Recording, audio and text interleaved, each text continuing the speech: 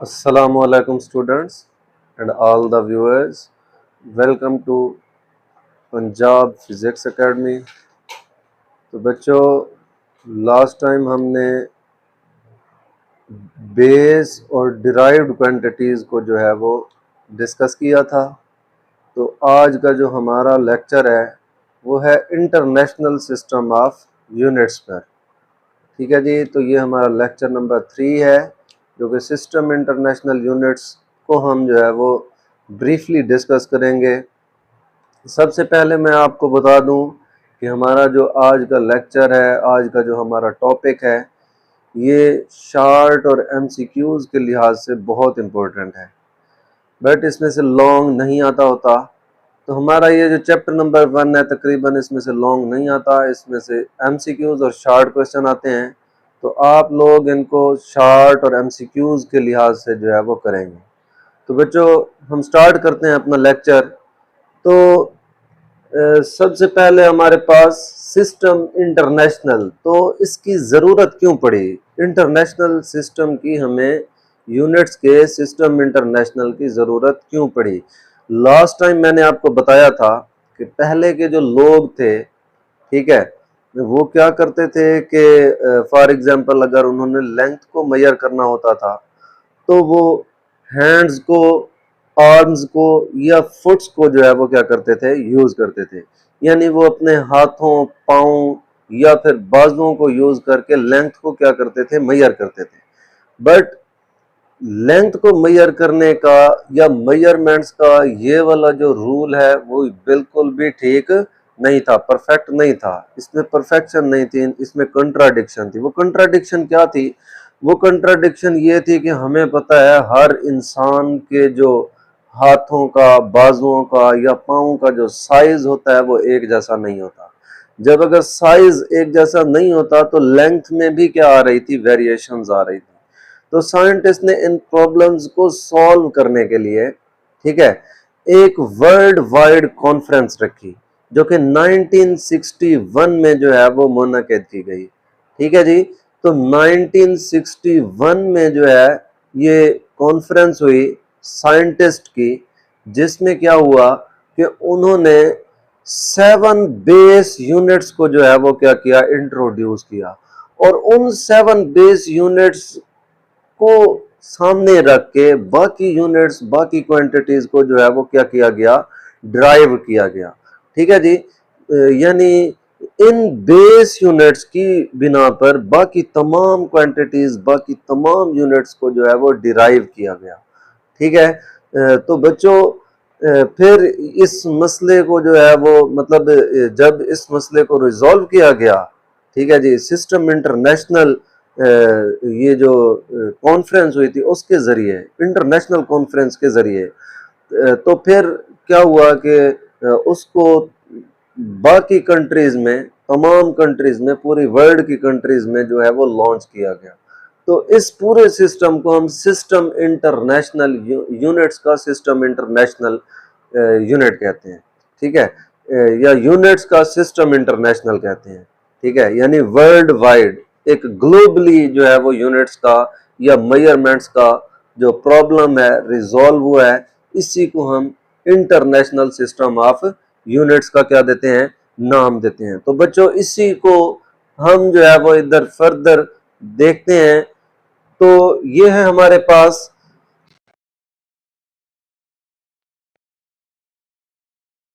System international. तो the International System of Units is a globally accepted system. ये हमारे पास जो इंटरनेशनल सिस्टम ऑफ यूनिट्स है बच्चों, ये एक ग्लोबली एक्सेप्टेड सिस्टम है। ग्लोबली एक्सेप्टेड सिस्टम का मतलब है कि पूरी दुनिया में ये सिस्टम राइज है। ये सिर्फ ये नहीं है कि हमारे पाकिस्तान में है और बाकी कुछ कंट्रीज में है, कुछ में नहीं है। नहीं, ये पूरी वर्ल्ड में, पूरी दुनिया में जितने भी मुमालिक हैं वो इसी सिस्टम को, इंटरनेशनल सिस्टम को यूज करके यूनिट्स को जो है वो इन्हीं यूनिट्स को यूज करते हैं। ठीक है जी, और ये एक्सेप्टेबल है और इसको वो एक्सेप्ट करते हैं। फॉर एग्जांपल अगर यहाँ पर लेंथ का यूनिट हम मीटर लेते हैं पाकिस्तान में, तो दुनिया के किसी भी मुल्क में आप चले जाएं वहां भी लेंथ का यूनिट जो है वो मीटर ही है।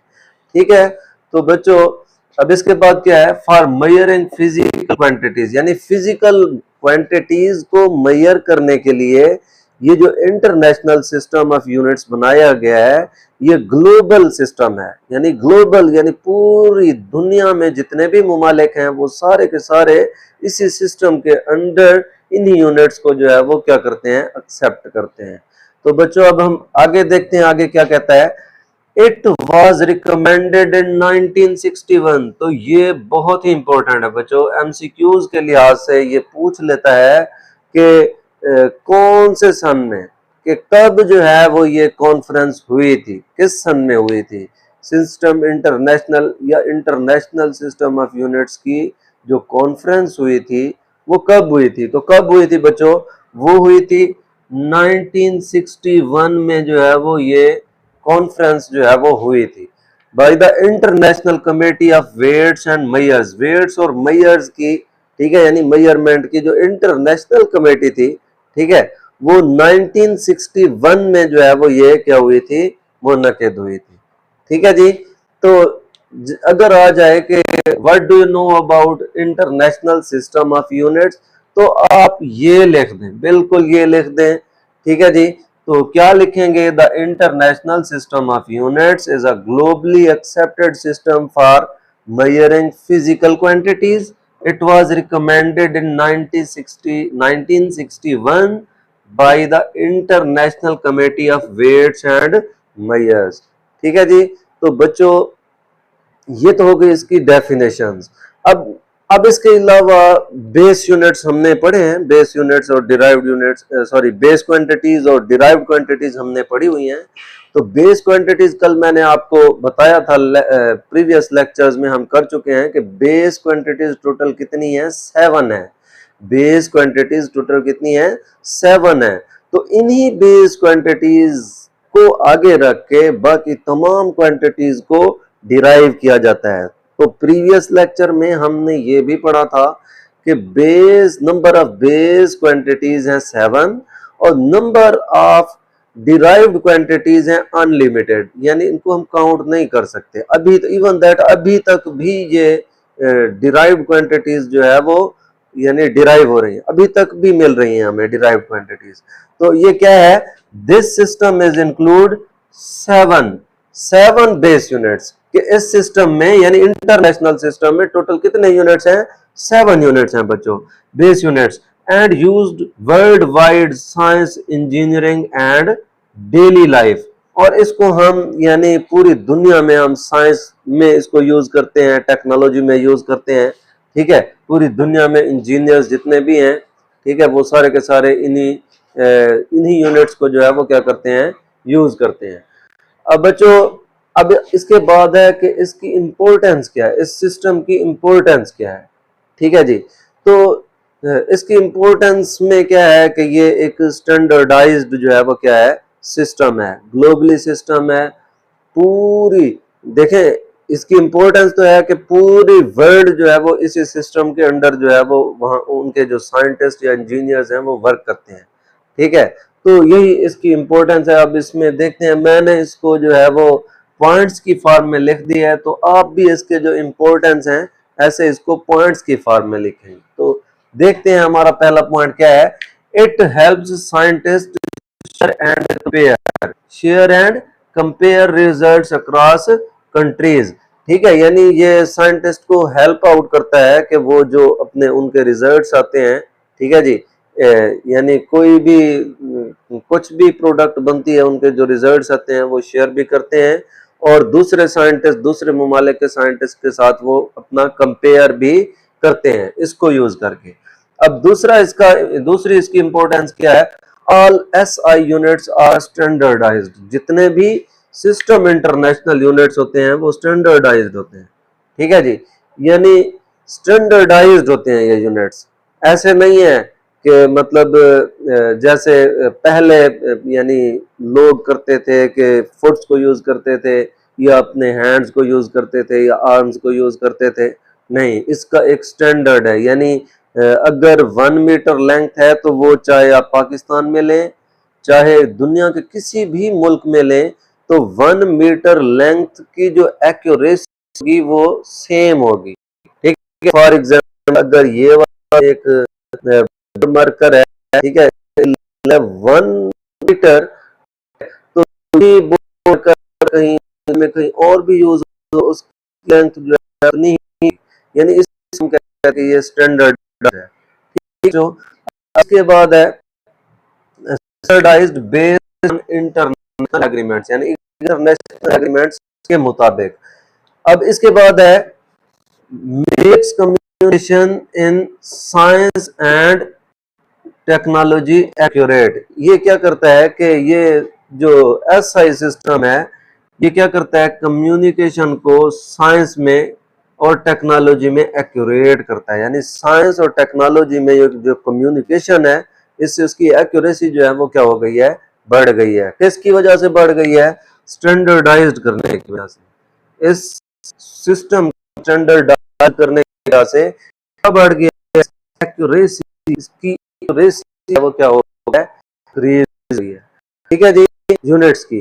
अब बेस यूनिट होते हैं, यूनिट्स को भी जैसे क्वांटिटीज दो तरह की होती हैं, एक होती है बेस क्वांटिटीज, दूसरी होती हैं डिराइव्ड क्वांटिटीज। तो अगर बेस यूनिट की डेफिनेशन आ जाए, ठीक है जी, कि बेस यूनिट्स को जो है वो डिफाइन करें, तो हम इसको कह सकते हैं कि units of base quantities known as base units. Units of base quantities known as base units. के बेस क्वांटिटीज में जो यूनिट्स यूज होते हैं उन्हीं को हम बेस यूनिट्स कहते हैं। तो मैं इधर भाई क्वांटिटीज लिख रहा हूं बच्चों, तो हमारे पास 7 बेस क्वांटिटीज हैं। तो हमारे पास जो पहली बेस क्वांटिटी है वो क्या है, लेंथ है। सेकंड बेस क्वांटिटी हमारे पास है लेंथ के बाद है हमारे पास मास। थर्ड है हमारे पास टाइम। इसके बाद है हमारे पास टेम्परेचर।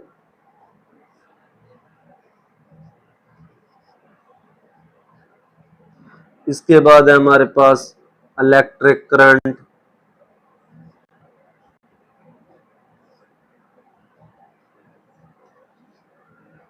इसके बाद है हमारे पास अमाउंट ऑफ सब्सटेंस।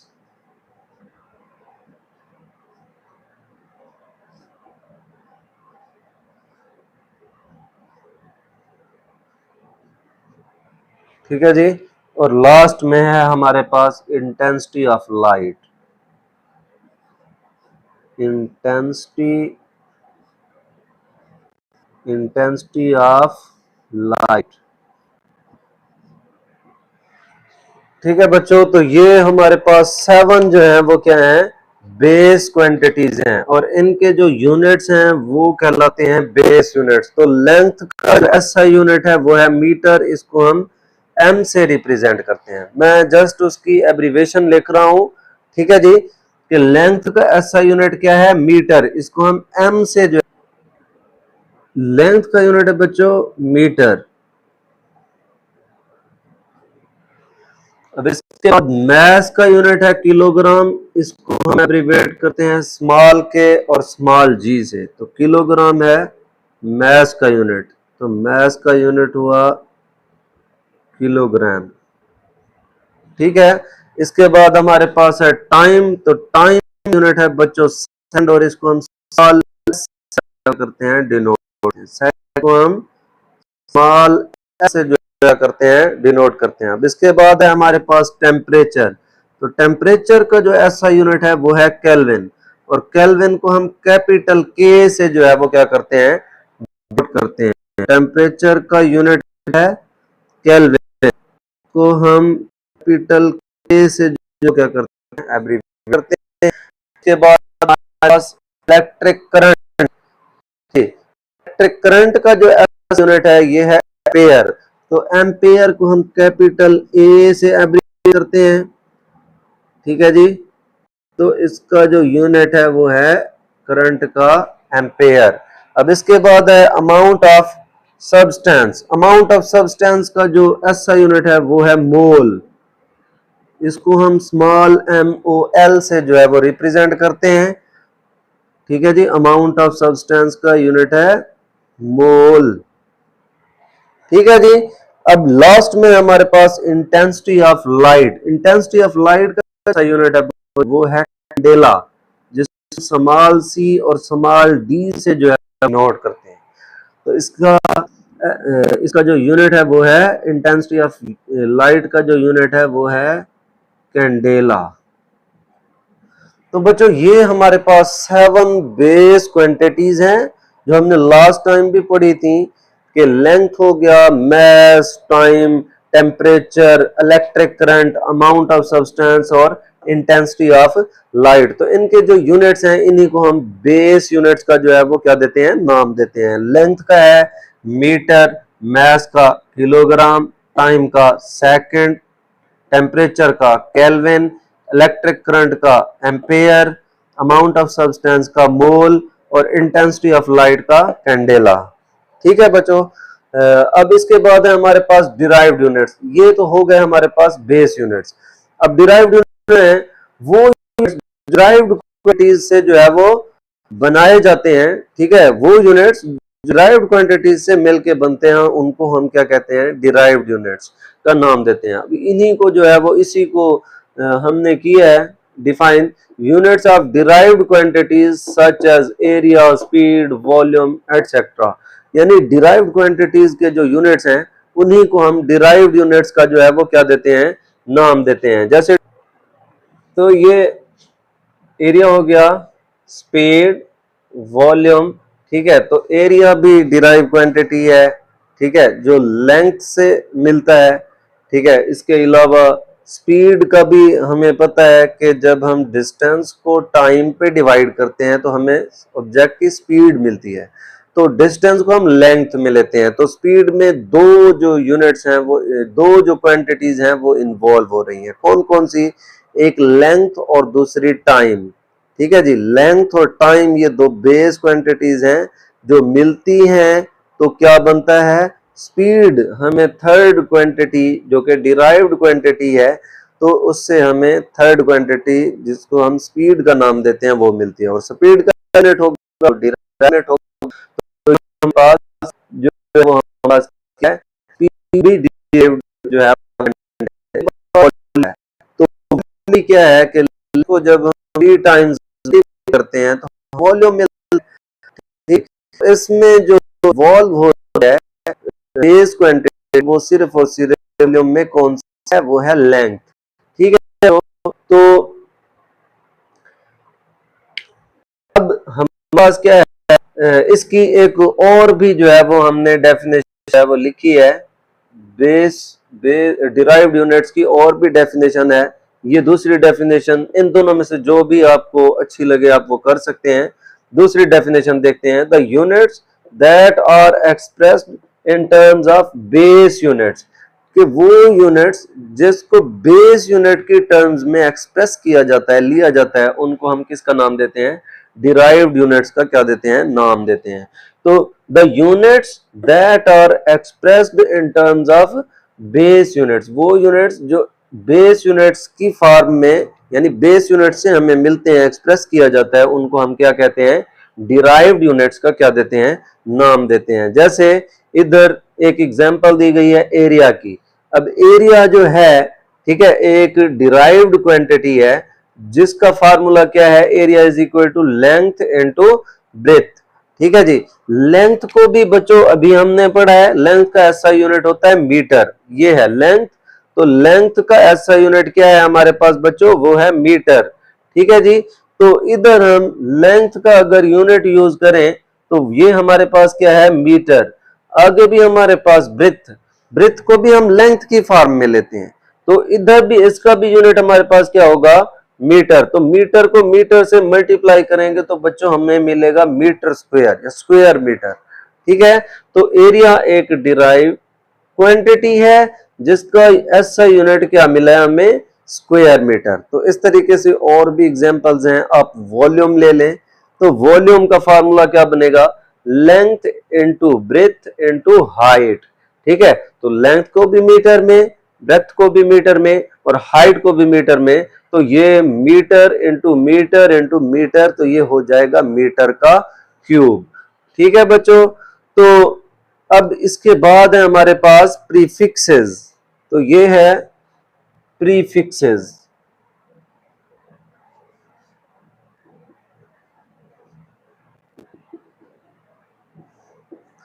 चले, प्रीफिक्सेस बिल्कुल आसान है। प्रीफिक्सेस क्या है? प्रीफिक्सेस वो वर्ड्स या लेटर्स हैं जिनको हम इंटरनेशनल सिस्टम ऑफ यूनिट्स से पहले लिखते हैं। Sorry, international System of units कहता हूं। ये हमारे पास जो प्रीफिक्सेस हैं वो वर्ड्स होते हैं या वो लेटर्स होते हैं जिनको हम यूनिट्स से, एसआई यूनिट से पहले यूज करते हैं। जैसे किलो हो गया, मेगा हो गया, गैगा, मिली, सेंटी, माइक्रो, ये हमारे पास क्या है? प्रीफिक्सेस हैं। अच्छा, प्रीफिक्सेस की जरूरत क्यों पड़ी? ये हम प्रीफिक्सेस क्यों यूज करते हैं? हमें पता है वैल्यूज, कुछ वैल्यूज ऐसी होती हैं जो बहुत ज्यादा होती हैं, बड़ी वैल्यूज होती हैं, और कुछ वैल्यूज ऐसी होती हैं जो बहुत ही स्मॉल वैल्यूज होती हैं। ठीक है, तो चाहे वैल्यूज बहुत ज्यादा बड़ी हो या बहुत ज्यादा स्मॉलेस्ट वैल्यूज हो, ठीक है, तो उनको सॉल्व करने के लिए, ठीक है, प्रीफिक्सेस को जो है वो क्या किया जाता है? यूज किया जाता है। ठीक है बच्चों, तो अब इसकी हम डेफिनेशन देखते हैं कि प्रीफिक्सेस क्या है। Prefixes are the words and symbols, words या सिंबल्स जो हम कहां यूज करते हैं? एडेड बिफोर एसआई यूनिट्स, यानी जिसको हम ऐड करते हैं बिफोर एसआई यूनिट्स, यानी एसआई यूनिट लिखने से पहले। सच एज इसकी एग्जांपल्स दी हैं मिली, सेंटी, किलो, मेगा एटसेट्रा। ठीक है जी। तो बच्चों आपकी बुक में भी ये टेबल दी हुई है, ठीक है, जिसमें डिफरेंट प्रीफिक्सेस की वैल्यूज लिखी हैं और उसके साथ जो है वो उनका सिंबल भी लिखा हुआ है।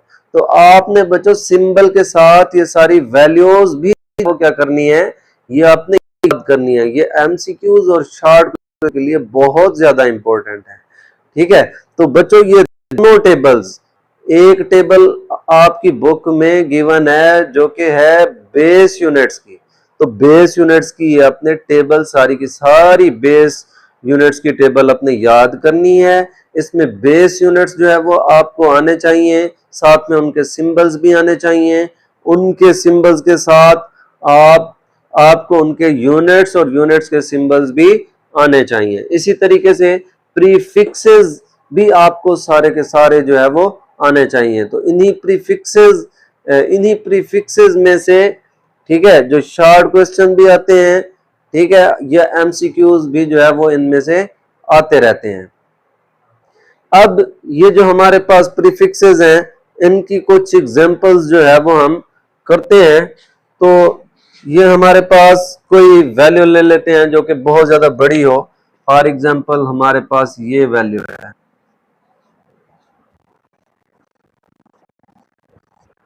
ठीक है। अब देखें, ये हमारे पास एक ग्रेटर वैल्यू है, तो इसको हम जो है वो क्या लिख सकते हैं? प्रीफिक्सेस की फॉर्म में लिख सकते हैं। फॉर एग्जांपल एक ऑब्जेक्ट है जिसका मैस है, ये उसका फॉर एग्जांपल मैस है, ठीक है। तो अब इसको हम क्या करेंगे? इसको हम प्रीफिक्सेस फॉर्म में लिखेंगे, या इसको इसको हैं कैसे? अगर हम ये 2 4 6 8 जीरोस हैं, ठीक है जी, और ये हमारे पास हो गई 9th जीरो, ठीक है। या इन शॉर्ट इसको अगर हम थोड़ा सा यानी शॉर्ट कर दें तो वो भी हम कर सकते हैं। ये देखें, ये हमने अगर 3 जीरोस यूज किए हैं, ठीक है, यानी एक ऑब्जेक्ट है जिसका मैस कितना है? 1000 किलोग्राम, ठीक है। तो इसको, तो एक ऑब्जेक्ट है जिसका मैस कितना है? 1000 किलोग्राम, ठीक है। तो अब 1000 ग्राम, हमारे पास एक ऑब्जेक्ट है जिसका मैस है 1000 ग्राम। अब देखें 1000 ग्राम को हम यानी प्रीफिक्सेस में कैसे कन्वर्ट करेंगे। तो इसको प्रीफिक्सेस में कन्वर्ट करने के लिए अब 1 के बाद देखें कितनी जीरोज हैं, 3 जीरोज हैं, ठीक है। तो इसको हम लिख सकते हैं 1 मल्टीप्लाई 10 की पावर 3 ग्राम।